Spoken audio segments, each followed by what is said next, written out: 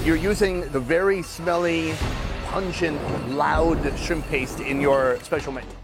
Makanan sehat itu cuma buat orang kaya. Lu setuju nggak? Harganya yang mahal, itu kan bikin banyak dari kita jadi mikir bahwa makanan sehat itu bisa jadi cuma buat orang tertentu, terutama orang kaya yang punya duit. Padahal bukannya makanan sehat itu adalah hak semua orang. Nah, makanya di segmen 1 Insight kali ini gue bakal ngebawa lo buat menelusuri gitu ya makanan sehat versus makanan nggak sehat sampai dengan konspirasi di baliknya. Stay tune dan tonton video ini sampai habis supaya lo bisa dapet keseluruhan insight-nya.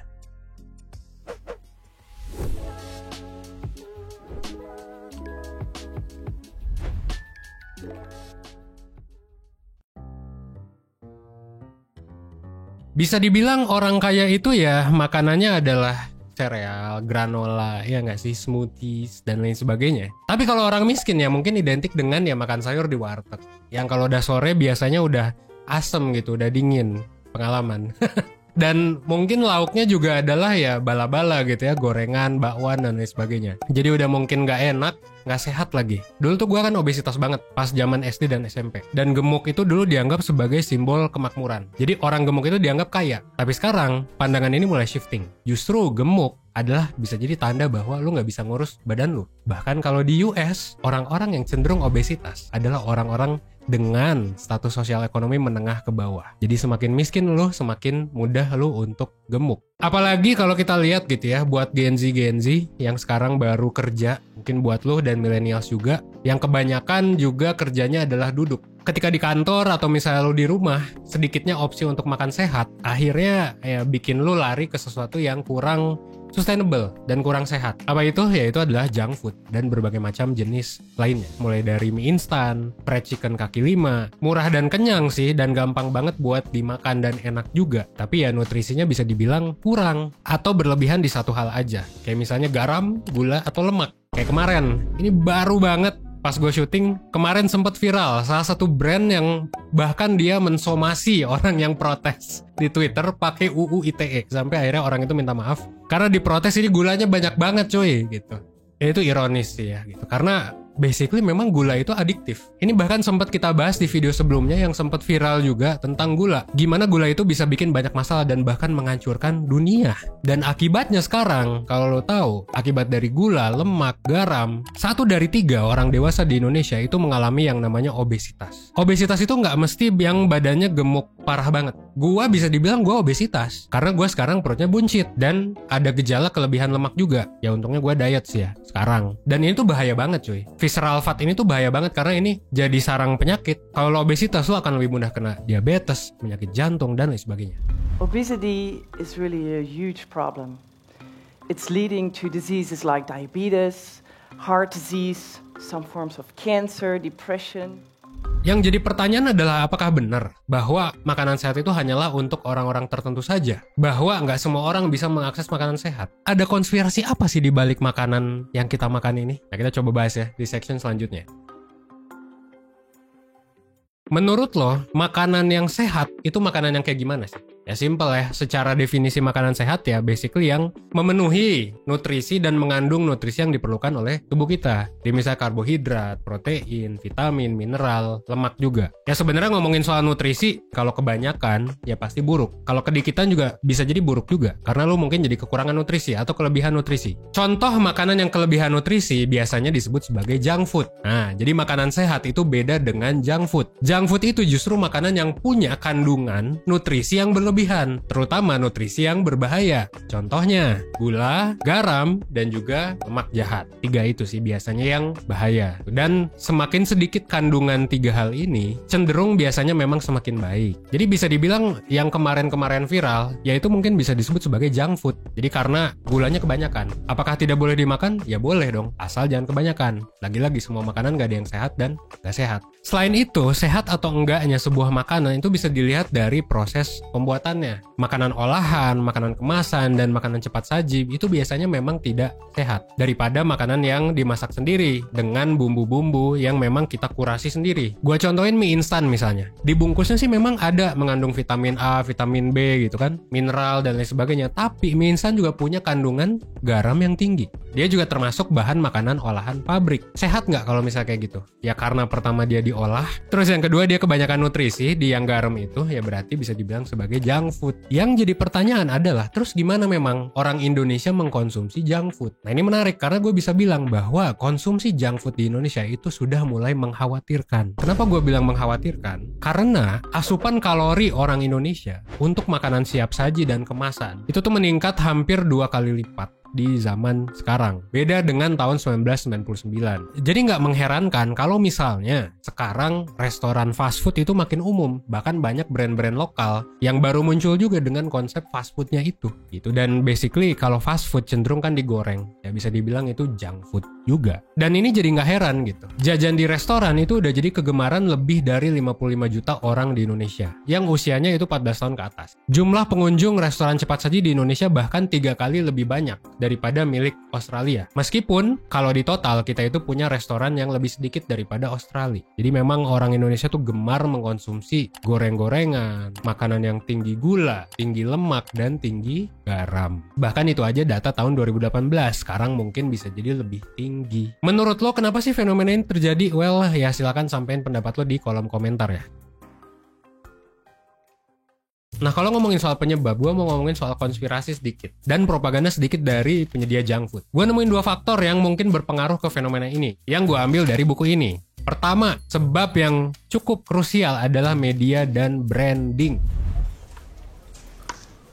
Fun. No messages. Come on, Dad. It's family time. The Family Feast.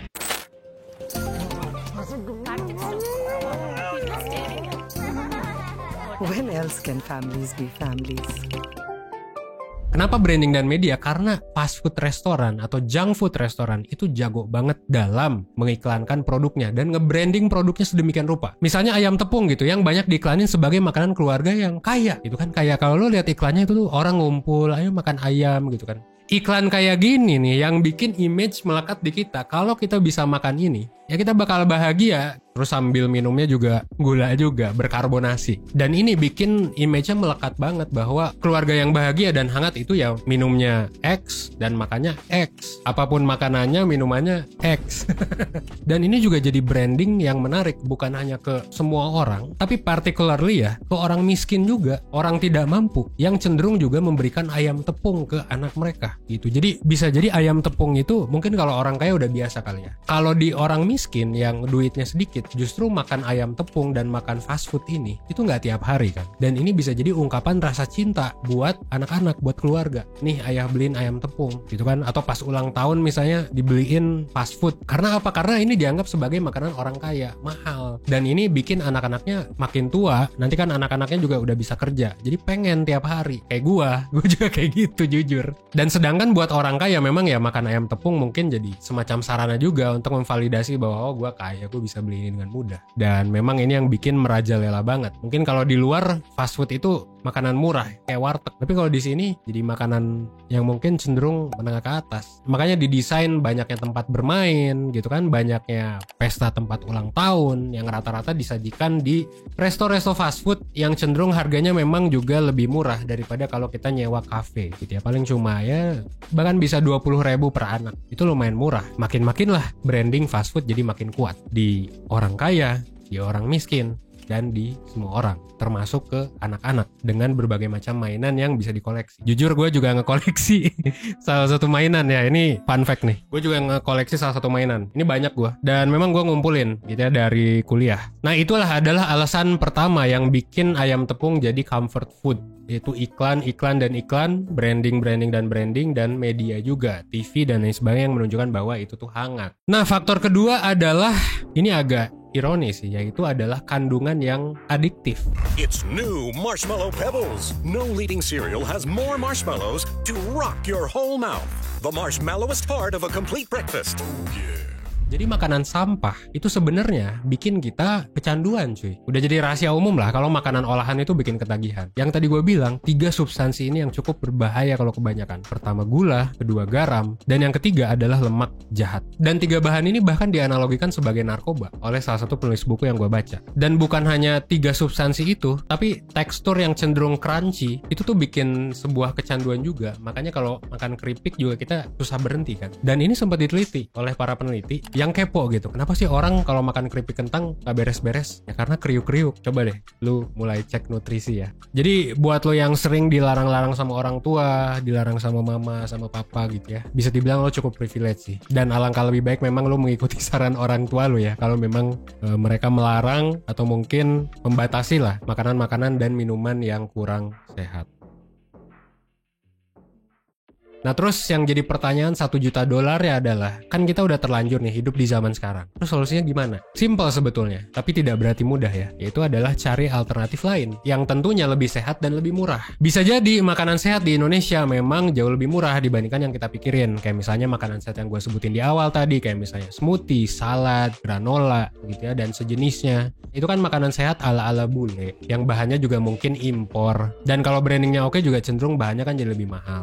Gimana cari alternatif selain junk food? Well, yang pertama, cek tempat-tempat di sekitar kalian. Coba invest waktu sedikit, buka Google Maps gitu ya, untuk lihat ada warteg yang enak gak sih di sekitar sini. Terus misalnya ada pasar yang jual brokoli gak sih, dan lain sebagainya. Coba listing dari yang murah sampai yang mahal. Kalau misalnya lo punya duit ya gak apa-apa ngambil yang mahal aja kan, mungkin lebih gampang juga. Lo bisa pakai ojol dan lain sebagainya yang mudah diakses. Gitu kan, karena ya namanya kesehatan tuh, percayalah sama gue, kalau misalnya nanti lu udah sakit tuh nggak bisa dibayar pakai uang. Jadi mau lu gajinya gede, lu nggak fokus di kesehatan juga nanti lu nggak bisa nikmatin gaji lu yang gede itu. Jadi sehat itu penting banget ya. Itu yang pertama, cek tempat-tempat di sekitar kalian. Yang kedua, lu bisa coba masak. Masak itu bisa bikin lu lebih hemat. Ayam sekilo itu harganya cuma 30-40 ribu ya. Biasanya bisa jadi 10 potong. Ditambah bumbu-bumbu dan juga let's say tambah nasi, sayur dan lain sebagainya, ya paling nambah 60-100 ribu. Anggap aja lo hemat gitu ya, lo bisa dapat 10 potong ayam dengan harga di bawah 100 ribu. Jauh lebih hemat, dan yang paling penting adalah sehat. Karena di sini kita nggak ngomongin soal value uang doang, tapi kesehatan. Yang ketiga, taruh mindset di otak lo bahwa di Indonesia makanan yang enak dan sehat itu nggak selalu mahal. Alhamdulillah orang Indonesia tuh dan kultur Indonesia itu dipenuhi dengan beragam makanan yang enak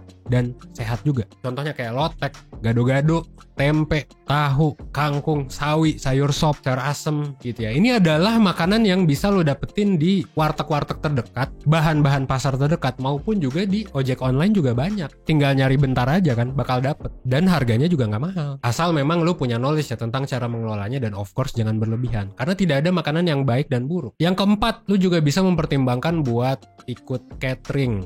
Nah gue juga kebetulan memang catering. Nah jadi buat yang ngerasa nggak ada waktu, dan kalau lo nggak mau memprioritaskan untuk masak juga, ya lo bisa jadiin alternatif catering. Jadi waktu lo bisa dipakai buat lo nyari duit biar lo bisa catering sehat gitu, yang cenderung memang jauh lebih mahal gitu. Nah yang kelima, lagi-lagi tapi tetap sih investasi waktu juga penting. Jadi kalau saran gua, lo mesti investasi waktu meskipun sedikit. Kalau masih protes gak ada waktu, ya memang masalah prioritas sih. Tapi yakin kesehatan gak mau jadi prioritas, tetap menurut gua pasti ada cara. Seminimal mungkin setiap hari lo 15-30 menit deh, atau seminggu sejam aja lo luangin waktu untuk yang namanya meal preparation. Meal preparation itu ya lo cukup ini aja, seminggu lu mau makan apa. Terus kayak nanti setelah lu nentuin mau makan apa, lu bisa hitung kan kalorinya. Terus lu bisa schedule bahkan di ojek online. Jadi kayak lu nggak perlu mikir lu mau makan apa, lu bisa scheduling aja. Ini nggak dipromoin sama ojek online by the way ya. Dan lu juga bisa set alarm. Tiap alarm tertentu, oh lu pesen apa gitu. Ya makan keripik kentang dan lain sebagainya dikit-dikit sih nggak masalah. Yang penting dibatasin aja. Toh junk food juga bukan berarti nggak boleh dimakan. Ya kali, enak ya nggak sih? Masa kita mau melewatkan junk food? Cuman yang memang harus diminimalisir. Yang keenam adalah mindful eating. Nah, mindful eating juga penting. Jadi kalau misalnya makan, coba kurang-kurangin sambil nonton YouTube. Lalu nontonin sambil makan gitu ya. Ya nggak apa-apa sih kalau 1% ya. Nggak deng. Tapi intinya kalau bisa kurang-kurangin ya, sambil nonton, sambil ngapain gitu, sambil multitasking. Kenapa? Karena bisa bikin lu jauh lebih lapar. Jadinya lu cenderung makan lagi karena tidak merasa kenyang. Dan yang ketujuh adalah belajar nutrition fact. Lu mungkin akan menemui saat-saat di mana lu harus makan junk food dan it's okay, it's very okay. Yang penting porsinya dikurangin. Misal lo mau beli minuman manis, ya mungkin lo beli yang less sugar. Lo bisa juga cari tahu di internet berapa banyak sih ini gulanya, berapa banyak sih ini garamnya gitu ya. Kalau misalnya nggak ada tulisan garamnya, gulanya, dan lemaknya, mungkin lo bisa nggak usah makan sih kalau saran gue.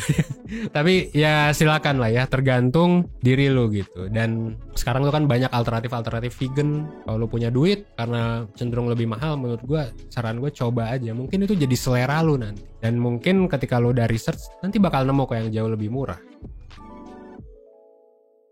Di akhir video gue cuma mau bilang bahwa mulai hidup sehat tuh memang bisa jadi mahal ya. Entah mahal karena dibayar pakai uang, atau dibayar mahalnya mungkin pakai ilmu ya, dan investasi tenaga dan waktu. Ya tapi nggak apa-apa lah ya, demi kesehatan. Karena kesehatan tuh salah satu kapital yang penting. Akhir-akhir ini kita sering ngomongin soal duit, tapi sebetulnya salah satu yang lebih penting dari uang adalah kesehatan. Karena kalau kesehatan hancur, kesehatan fisik ataupun mental, ya semuanya hancur juga. Dan ini kalau di kurikulum 1% itu ada di level 1 dan 2. Dan level 1 dan 2 ini penting banget buat lo kuasai, karena ini basic dari kehidupan. Nah, dan kebetulan juga kemarin kan ada brand yang viral soal gula. Nah, ini jadi momentum yang tepat berarti buat gua untuk upload video ini, dan juga buat teman-teman juga untuk lebih aware gitu, untuk memilah dan memilih kira-kira brand mana yang mau teman-teman beli, makanan apa yang mau teman-teman makan. Nah, jadi kesimpulan yang bisa kita ambil dari video ini itu adalah belajar ya. Belajar tentang hal yang lo makan, terutama tentang gizinya. Belajarnya dari mana ya? Dari YouTube juga banyak, tapi sebagai apresiasi ini buat lo yang nonton sampai habis, untuk memudahkan lo juga dari 1% kita sudah menyediakan worksheet